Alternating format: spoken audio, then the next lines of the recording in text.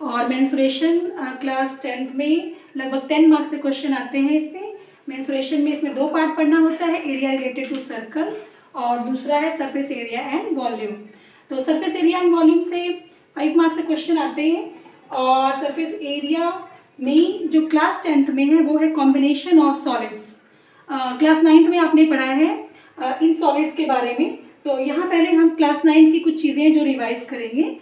इसमें solid shapes में आपने पढ़ा है surface area and volume of cube, cuboid, cone, cylinder and sphere.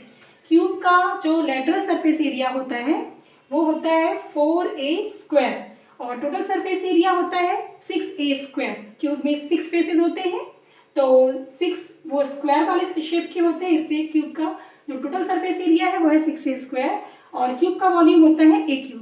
आगे बढ़ते हैं क्यूबॉइड में। क्यूबॉइड का जो लेटरल सरफेस एरिया होता है, यानी जैसे क्लासरूम हो तो 4 दीवारें, तो लेटरल सरफेस एरिया होता है 2LH + BH और टोटल सरफेस एरिया होता है क्यूबॉइड का 2 × LB + BH + LH और क्यूबॉइड का वॉल्यूम होता है L × B × H। कोन का जो लेटरल सरफेस एरिया होता है, यानी कर्व होता है कोन में, तो कोन का लेटरल सरफेस एरिया होता है πRL और total surface area πRL + πR², जिसमें से πR को कॉमन किया गया है तो πRL + R मिला। और क्यूब कोन का वॉल्यूम होता है 1/3 πR² H। नेक्स्ट है सिलेंडर। सिलेंडर का लेटरल सरफेस एरिया यानी कर्व सरफेस एरिया होता है 2πRH और सिलेंडर का जो टोटल सरफेस एरिया होता है उसमें एक कर्व होता है और ऊपर और नीचे 2 सर्कल होते हैं, तो 2πR² उसमें ऐड कर देंगे 2πRH में, तो टोटल सरफेस एरिया जो सिलेंडर का है वो 2πR × H + R। सिलेंडर का वॉल्यूम होता है πR² H।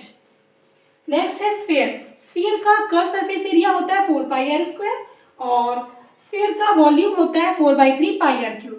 अब अगर स्फीयर का हाफ हो, जिसको कि हम लोग हेमिस्फीयर कहते हैं, तो हेमिस्फीयर का वॉल्यूम होगा स्फीयर के वॉल्यूम का हाफ, यानी अगर इसका वॉल्यूम 4/3 πR³ है तो हेमिस्फीयर का वॉल्यूम होगा 2/3 πR³ और हेमिस्फीयर के अगर टोटल सरफेस एरिया की बात करें तो ये अगर मान लो हेमिस्फीयर है तो ये 2πR² इसका कर्व सरफेस एरिया और प्लस एक सर्कल है इसका जो प्लेन है, तो ये प्लेन जो सर्कुलर शेप है उसका जो एरिया है वो πR² है। मीन्स कि अगर हमें हेमिस्फीयर पूछा जाए तो हेमिस्फीयर का जो टोटल सरफेस एरिया होगा वो होगा 3πR²। जैसा कि वीडियो के स्टार्टिंग में मैंने बात की थी कि क्लास 10th में हमें कॉम्बिनेशन ऑफ 2 सॉलिड्स पढ़ना है, यानी कि 2 क्यूब का कॉम्बिनेशन या क्यूब के ऊपर कोन या सिलेंडर के ऊपर कोन या सिलेंडर के ऊपर हेमिस्फीयर या सिलेंडर के दोनों साइड हेमिस्फीयर या कोन के ऊपर हेमिस्फीयर। तो यहाँ पे इस क्वेश्चन में हम लोग करेंगे, ये एनसीईआरटी के एग्जाम्पल का क्वेश्चन है। Rashid got a playing top. Rashid को एक टॉप मिला जो लट्टू के शेप का है उसके बर्थडे प्रेजेंट के तौर पे, which had no color on it. He wanted to color it. The top is shaped like a cone surmounted by a hemisphere.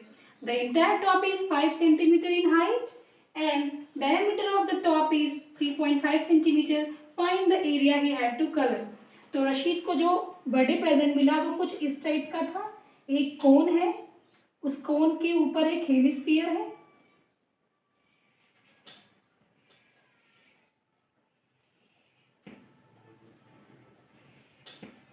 ठीक है। टॉप के शेप, टॉप का जो नीचे से कोन है और उसके ऊपर एक हेमिस्फीयर है, तो आप देख सकते हो दोनों का जो सर्कुलर एंड है, यानी कोन का जो प्लेन सर्कुलर एंड है उसके ऊपर हेमिस्फीयर है, दोनों का वो कॉमन होगा। Radius of the cone is equal to radius of the hemisphere.